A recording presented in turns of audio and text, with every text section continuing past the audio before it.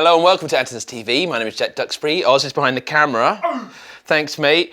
Today, let's get into it. We're going to do back-to-back audio examples on the following keyboards. This Casio PX S3100, the Roland FP30X, then you'll hear the Yamaha P225 in the following categories: piano, electric piano, organ, strings, and then we'll do one other wildcard. So 5 sound categories. We've done these type of videos before. Instead of getting the nitty-gritty about all the features, we're going to talk about the comparisons briefly at the end, but let's jump into some examples where I'll try to play the same thing on each keyboard to give you an idea of the difference of their sonic integrity.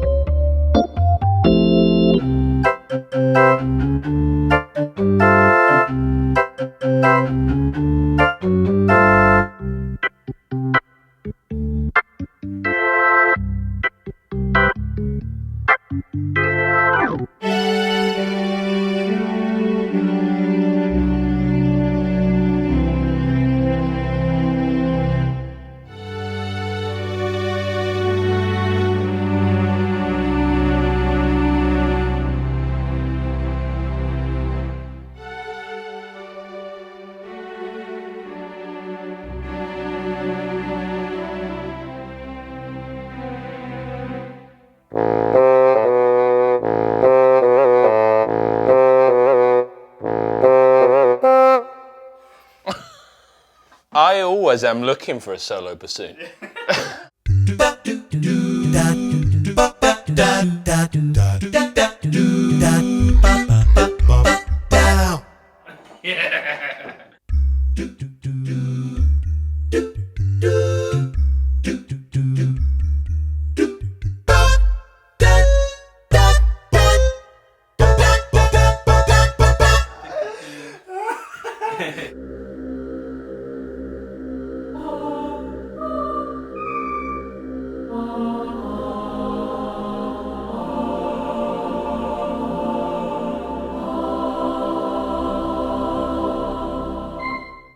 So you heard them back to back.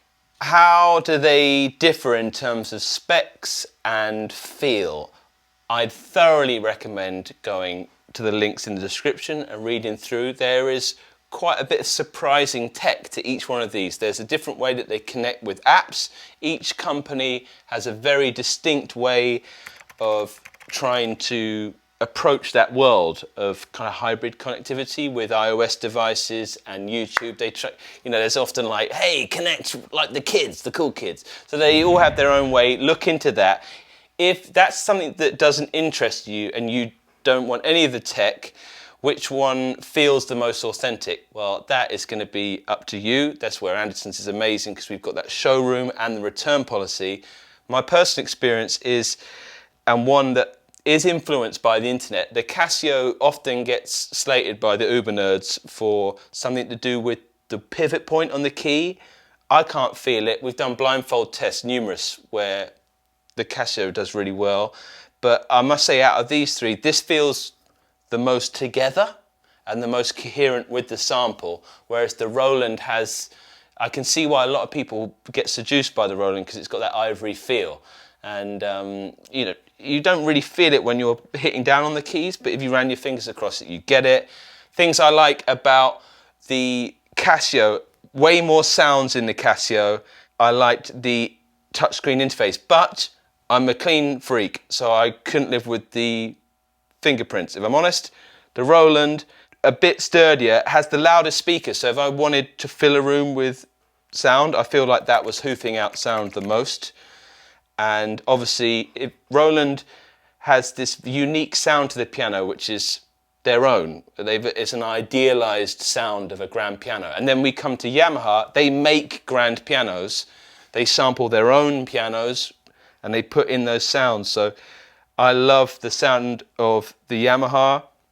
And I think the update they've done to this is really cool. Again, there's just not a ton of sounds in these. Check out other videos where we've done them individually. And if you want to harken back to better days, even a video with the lovely Remy about years ago. Oh, if only.